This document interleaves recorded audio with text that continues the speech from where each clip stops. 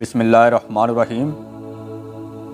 الصلاۃ والسلام علیکہ یا رسول اللہ، الصلاۃ والسلام علیکہ یا نبی اللہ۔ آج ہم اہل بیت کی شان کے بارے میں تھوڑی سی گفتگو کریں گے۔ حضور اکرم صلی اللہ علیہ وآلہ وسلم نے ارشاد فرمایا، خطبہ حجۃ الوداع کے موقع پر، انی تارک فیکم الثقلین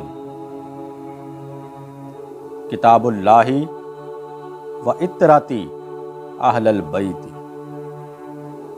کہا میں تم میں دو چیزیں چھوڑ کے جا رہا ہوں، ایک اللہ کی کتاب اور ایک اپنی اہل بیت۔ ان دونوں کو مضبوطی سے تھام لو، کبھی زندگی میں گمراہ نہیں ہوگی، کیونکہ قرآن اور اہل بیت مجھے کل قیامت والے دن حوض کوثر پر ملیں گے۔ اور فرمایا کہ جو قرآن سے سمجھ نہ آئے وہ اہل بیت سے پوچھ لینا، اور جس کو اہل بیت کی سمجھ نہ آئے قرآن کو پڑھ دینا، کیونکہ ان میں کوئی فرق نہیں ہے۔ اور حضور اکرم صلی اللہ علیہ وآلہ وسلم نے ارشاد فرمایا کہ اللہ پاک نے تمام نبیوں کی ذریت کو ان کے بیٹوں کے سلب میں قرار دیا، لیکن میری ذریت کو مولا کائنات شیر خدا علی ابن ابی طالب کرم اللہ وجہ القریب کے سلب میں رکھ دیا، اور حسنین کریمین میری اولاد ہیں۔ کیونکہ عرب میں کوئی شاعر تھا تو اس نے ایک شعر لکھا جس کا ترجمہ یوں ہے کہ اس نے کہا کہ ہمارے بیٹوں کے بیٹے ہی ہمارے بیٹے ہیں، اور جو ہماری بیٹیوں کے بیٹے ہیں وہ تو اجنبی لوگوں کی اولاد ہے۔ تو نبی اکرم صلی اللہ علیہ وآلہ وسلم نے اپنی بیٹی سیدہ کائنات فاطمہ سلام اللہ علیہا کے بیٹوں کو اپنے بیٹے قرار دیا، اور عرب کی یہ جاہلیت ختم کر دی۔ اسی طرح ایک مرتبہ امام باقر علیہ السلام سے کسی نے کہا کہ آپ مولا علی کی اولاد ہیں،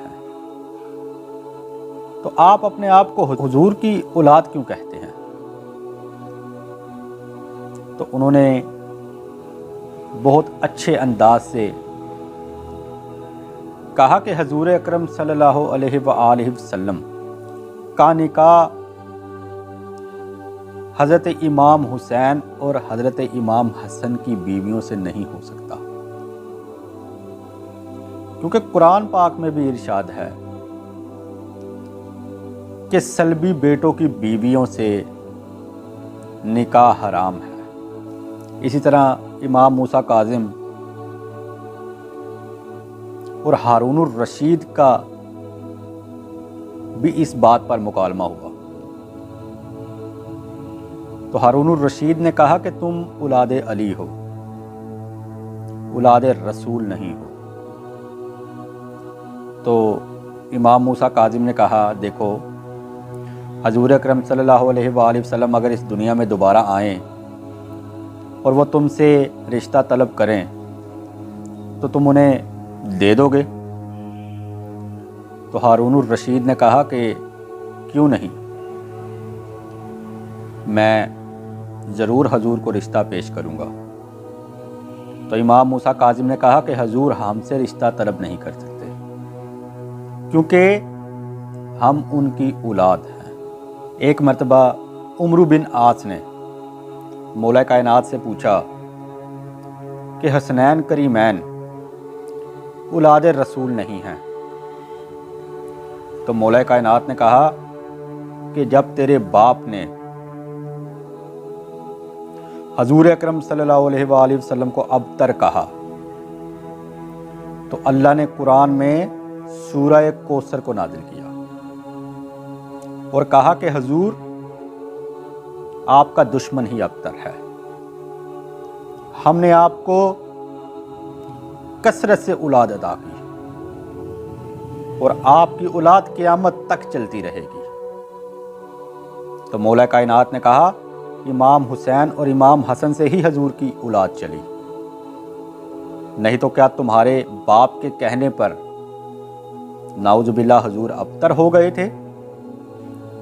नहीं, ये तो अल्लाह को भी गवारा ना हुआ, तो क्या तुम्हारे कहने पर यह बात सच्ची हो जाती? अल्लाह ने तुम्हारे बाप को जवाब दिया था। और मुबाहिला करने के लिए भी हजूर अकरम सल्लल्लाहु अलैहि वसल्लम मौला कायनात को, जनाब सैयदा फ़ातिमा सलामुल्लाह अलैहा को और उनके दोनों शहजादों को लेकर गए। ये हजूर की ख़ास औलाद है।